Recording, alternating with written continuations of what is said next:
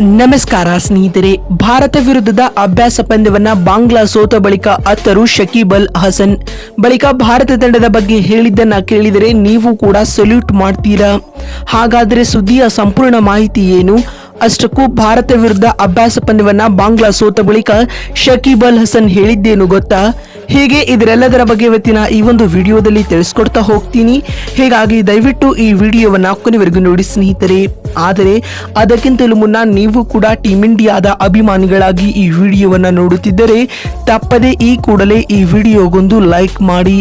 ಹೌದು ಸ್ನೇಹಿತರೆ, ನ್ಯೂಯಾರ್ಕ್ನ ಅಂತಾರಾಷ್ಟ್ರೀಯ ಮೈದಾನದಲ್ಲಿ ನಡೆದ ಭಾರತ ಹಾಗೂ ಬಾಂಗ್ಲಾ ನಡುವಿನ ಅಭ್ಯಾಸ ಪಂದ್ಯವನ್ನ ನಿರೀಕ್ಷೆಯಂತೆ ಟೀಮ್ ಇಂಡಿಯಾವು 60 ರನ್ಗಳಿಂದ ಭರ್ಜರಿಯಾಗಿ ಗೆದ್ದುಕೊಂಡಿದೆ ಸ್ನೇಹಿತರೆ. ಇದರೊಂದಿಗೆ ಟೀಮ್ ಇಂಡಿಯಾವು ಈ ಬಾರಿಯ T20 ವಿಶ್ವಕಪ್ ಅನ್ನ ಅತಿಯಾದ ಹುಮ್ಮಸ್ಸಿನೊಂದಿಗೆ ಆರಂಭಿಸುವ ವಿಶ್ವಾಸದಲ್ಲಿದೆ.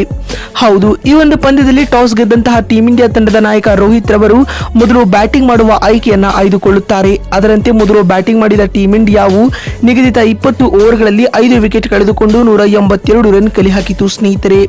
ತಂಡದ ಪರ ನಾಯಕ ರೋಹಿತ್ ಶರ್ಮಾ ರವರು 19 ಎಸೆತಗಳಿಂದ 23 ರನ್ ಬಾರಿಸಿ ಮಿಂಚಿದರೆ wicket keeper cum batsman Rishabh Pant ಕೇವಲ 32 ಎಸೆತಗಳನ್ನು ಎದುರಿಸಿ 4 ಬೌಂಡರಿ ಹಾಗೂ 4 ಸಿಕ್ಸರ್ಗಳ ನೆರವಿನಿಂದಾಗಿ 53 ರನ್ ಬಾರಿಸಿ ಅರ್ಧ ಶತಕದ ಇನ್ನಿಂಗ್ಸ್ ಆಡಿದರು.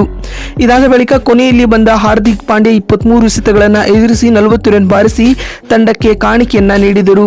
ಇದರೊಂದಿಗೆ 183 ರನ್ಗಳ ಸ್ಪರ್ಧಾತ್ಮಕ ಗುರಿಯನ್ನ ಬೆನ್ನಟ್ಟಿದಂತಹ ಬಾಂಗ್ಲಾದೇಶ ತಂಡವು ಟೀಮ್ ಇಂಡಿಯಾದ ಬೌಲಿಂಗ್ ಬಿರುಗಾಳಿಗೆ ಧೂಳಿಪಟವಾಯಿತು ಅಂತಾನೆ ಹೇಳಬಹುದು. ಈ ಮುಖೇನವಾಗಿ ಬಾಂಗ್ಲಾದೇಶ ತಂಡವು ನಿಗದಿತ 20 ಓವರ್ಗಳಲ್ಲಿ 9 ವಿಕೆಟ್ ಕಳೆದುಕೊಂಡು ಕೇವಲ 121 ರನ್ ಕಲೆ ಹಾಕಿತು. ಇದರೊಂದಿಗೆ 60 ರನ್ಗಳ ಹೀನಾಯ ಸೋಲು ದಾಖಲಿಸಿತು. ತಂಡದ ಪರ ಮೊಹಮ್ಮದುಲ್ಲಾ 40 ರನ್ ಬಾರಿಸಿದ್ದೇ ಗರಿಷ್ಠ ಸ್ಕೋರ್ ಎನಿಸಿಕೊಂಡಿತ್ತು. ಇವರಿಗೆ ಸಾಥ್ ನೀಡಿದ ಶಕೀಬ್ ಅಲ್ ಹಸನ್ 28 ರನ್ಗಳ ಕಾಣಿಕೆ ನೀಡಿದರು.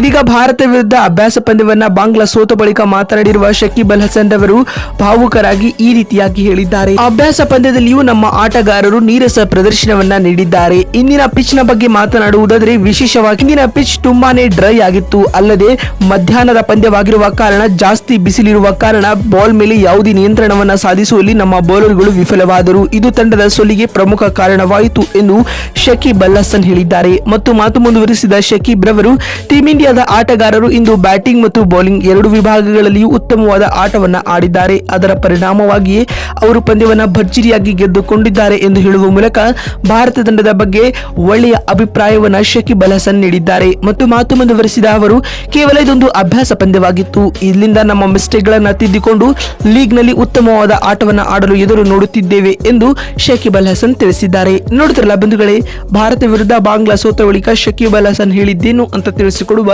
ನಮ್ಮ ಈ ಪ್ರಯತ್ನ ನಿಮಗೆ ಇಷ್ಟವಾಗಿದ್ದಲ್ಲಿ ತಪ್ಪದೆ ಈ ಕೂಡಲೇ ಈ ವಿಡಿಯೋಗೊಂದು ಲೈಕ್ ಮಾಡಿ.